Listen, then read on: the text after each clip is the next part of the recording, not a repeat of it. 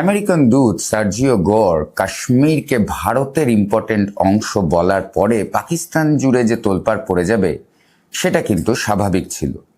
কিন্তু আমরা যেটা আজকে এই খবরটা বেরিয়ে আসার পর থেকে যেটা দেখা যাচ্ছে যে দুটো দেশের মধ্যে ডিপ্লোম্যাটিক যে সম্পর্ক, একে তো তলানিতে পড়েই থাকে এই দুটো দেশের ডিপ্লোম্যাটিক সম্পর্ক, কিন্তু তাও যা ছিল, যেমন এই বছরেই আমরা দেখেছিলাম যে ট্র্যাক 2 টক হচ্ছিল, আজকে কিন্তু সেই ডিপ্লোম্যাটিক সম্পর্কে একটা ভীষণ রকম ডাউনগ্রেড দেখা গেছে। শুরুটা অবশ্যই পাকিস্তান করে যে ভারতীয় যে হাই কমিশন আছে পাকিস্তানে, হাই কমিশনার এম্বাসি ডিফারেন্সটা ছোট করে বলে দিই এই কনটেক্সটে, যে যেহেতু কমনওয়েলথের যে দেশ, যে দেশগুলোকে আগে ব্রিটিশরা কলোনাইজ করেছিল, তার হাই কমিশন আর হাই কমিশনার হয়, এবং যারা এই কমনওয়েলথের বাইরে তাদের জেনারেলি এম্বাসি এবং অ্যাম্বাসেডর হয়। সে যাই হোক, পাকিস্তানে যে ইন্ডিয়ান হাই কমিশনের অফিস আছে তার যে সিকিউরিটি লেভেল, এটা কিন্তু পাকিস্তান ভয়ানকভাবে ডাউনগ্রেড করে। তার বাইরে তার এক্সটার্নাল প্যারামিটারের যে সিকিউরিটি, সেইটা কিন্তু পাকিস্তান ডাউনগ্রেড করে। এখন এটা একটা প্রতীকী মুভ, এতে খুব একটা বিরাট কিছু লস নেই, কিন্তু এই চালটা পাকিস্তান চালতেই ফট করে কাউন্টারটা আসে ভারতের থেকে, যে আমাদের যে পাকিস্তানি হাই কমিশন আছে তার বাইরে কিন্তু রীতিমতো জেসিবি দিয়ে যেসব ইলিগাল স্ট্রাকচার সেখানে বানানো হয়েছিল সেই সব কিন্তু ভেঙে ফেলা হয়। এবং যেমনটা বললাম যে এই দুটো দেশের সম্পর্ক, যেটা অলরেডি খুবই একটা ফ্র্যাজাইল স্টেটে ছিল, সেটা কিন্তু আজকে এই হাই কমিশনারের বাইরে, দুটো দেশেরই হাই কমিশনের বাইরে সিকিউরিটি উইথড্রল, এইটা হচ্ছে তার নতুন এপিসোড। এবং শুধু ভারতীয় হাই কমিশনের বাইরে সিকিউরিটি ডাউনগ্রেড করা না, পাকিস্তানের গায়ে এতটাই ছ্যাঁকা লেগেছে যে পাকিস্তান কিন্তু ইউএস ডিপ্লোম্যাট যিনি তাদের দেশে আছেন তাদের ডেকেও কিন্তু ডিমার্স জানিয়েছে। ডিমার্স হচ্ছে যে যখন একটা দেশ অফিসিয়ালি লিগালি কোনো একটা জিনিস নিয়ে প্রতিবাদ করে, এটা কিন্তু কোনো ডিপ্লোম্যাটিক ব্যাকটক নয়। কারণটা অবশ্যই পরিষ্কার, কারণটা আমার পাকিস্তানের কথা বলতে গিয়ে পাকিস্তানের ভাষাতেই কেমন অদ্ভুত একটা লাগছে, যে কায়ামাত কা দিন হয়তো সামনে আসছে। যে গাজওয়ায়ে হিন্দের পাকিস্তান স্বপ্ন দেখতেই থাকে আজও, যে গাজওয়ায়ে হিন্দের স্বপ্ন বলে তারা মোটামুটি দেশের জনগণকে শান্ত করে রেখেছে, এত একটা ইনফ্লেটেড প্রাইসে আটা পাওয়া যায় না, জল পাওয়া যায় না, চাল পাওয়া যায় না, কিন্তু তাদের দেশের লোক ওই একদিন ইন্ডিয়ার ওপর বিজয় হবে বলে যে মনে যেটুকুনি বিশ্বাস নিয়ে বেঁচে আছে, কাশ্মীর যদি হাত থেকে বেরিয়ে যায়, এবং এই কাশ্মীর কজের জন্য কত আম পাকিস্তানি, কত আম নাগরিক তাদের জীবন দিয়েছে, এই মুজাহিদ্দিন কজ জিহাদ করতে যাওয়ার নামে কত আম পাকিস্তানি প্রাণ দিয়েছে সারা জীবন, তাদেরকে কি মুখ দেখাবে সরকার? এবং কাশ্মীর যেটা একটা খুব ইম্পর্টেন্ট ডিপ্লোম্যাটিক বেট পাকিস্তানের জন্য কাশ্মীর এতদিন ধরে একটা ডিপ্লোম্যাটিক চিপ ছিল।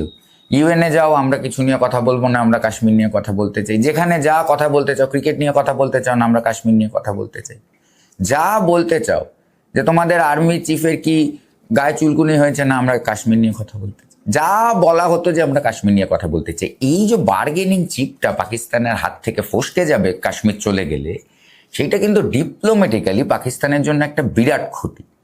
এবং যদি একবার কাশ্মীরে পিওকেতে কোনো রকম গন্ডগোলে পিওকে যদি হাতছাড়া করতে হয়, তাহলে পাকিস্তান জানে Balochistan will automatically follow suit, এবং বালুচিস্তানের পিওকে স্বাধীন হয়ে গেলে পাকিস্তান দেশটার কি অবশিষ্ট থাকবে, আমি কিন্তু সেইটা বুঝতে পারছি না।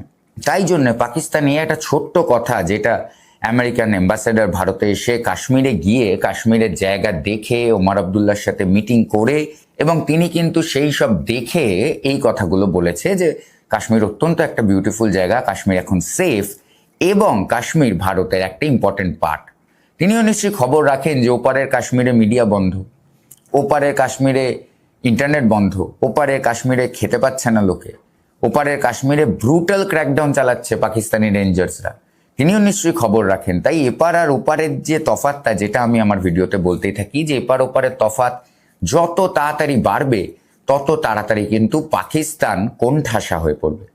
আর সেটাই কিন্তু হতে দেখা যাচ্ছে। এই কয়েক বছরই হয়েছে যে জম্মু অ্যান্ড কাশ্মীরের যে স্পেশাল কনস্টিটিউশনাল স্টেটাসটা ছিল সেটাকে রিভোক করে এইটাকে একটা ইউনিয়ন টেরিটরিতে পরিণত করা হয়েছে, এবং তারপর যে ম্যাসিভ ডেভেলপমেন্ট ওখানে হয়েছে, যে ম্যাসিভ ইনভেস্টমেন্ট, যে ম্যাসিভ ইনফ্রাস্ট্রাকচার, এবং ফিউচারটা কেমন হবে সেই স্বপ্ন যখন কাশ্মীরিরা দেখতে পাচ্ছে, তখন কিন্তু ওপারের কাশ্মীরিরা তাদের জীবনে নেমে আসা অন্ধকারটাও দেখতে পাচ্ছে। যে কাশ্মীরকে পাকিস্তান আজাদ বলে ডাকে, যে কাশ্মীরকে পাকিস্তানের মুক্ত করার কথা, সেই কাশ্মীর কিন্তু দিনে রাতে তাদের থেকে আজ মুক্তি চাইছে। আজ ভারতের কাছে ভিক্ষা করছে আমাদের বাঁচাও। এবং এই জায়গাটাকে মনে রাখা দরকার যে এই যে পাকিস্তানের কাছে যে পিওকে আছে, এটাকেই কিন্তু পাকিস্তান ভারতের এগেনস্টে টেরার লঞ্চ প্যাড হিসেবে ইউজ করেছে। মুজাফফরাবাদ থেকে এই সব যে শহর, সেগুলো কিন্তু এই পিওকের মধ্যেই পড়ে। অতএব পিওকের মানুষও কিন্তু পাকিস্তানের এই রিয়ালিটিটা জানে, এবং তাই জন্যই আমরা এরকম একটা হাই লেভেল ডিপ্লোম্যাটিক টাসেল দুটো দেশের মধ্যে দেখতে পাচ্ছি। কিন্তু এটা আরও একটা জিনিসের দিকে পরিষ্কার ইঙ্গিত করছে, যেটা নিয়ে আমি পরের ভিডিওটা করব। সেটা হচ্ছে যে আমরা কিন্তু এনাফ সাইন এবার দেখতে পাচ্ছি যার থেকে এটা কনক্লুড করা যায় যে ভারত আর পাকিস্তানের মধ্যে আর একটা যুদ্ধ হয়তো কেবল সময়ের অপেক্ষা। পাকিস্তান আর ভারতের এই ফল আউট, কাশ্মীরের কমেন্ট, সার্জিও গোরের করা মন্তব্য নিয়ে আপনার কোনো মতামত থাকলে আমাকে কমেন্টে লিখে জানান। সঙ্গে থাকার জন্য ধন্যবাদ। আমি আবার হাজির হব জিও পলিটিক্সের নতুন কোনো গল্প নিয়ে। নমস্কার।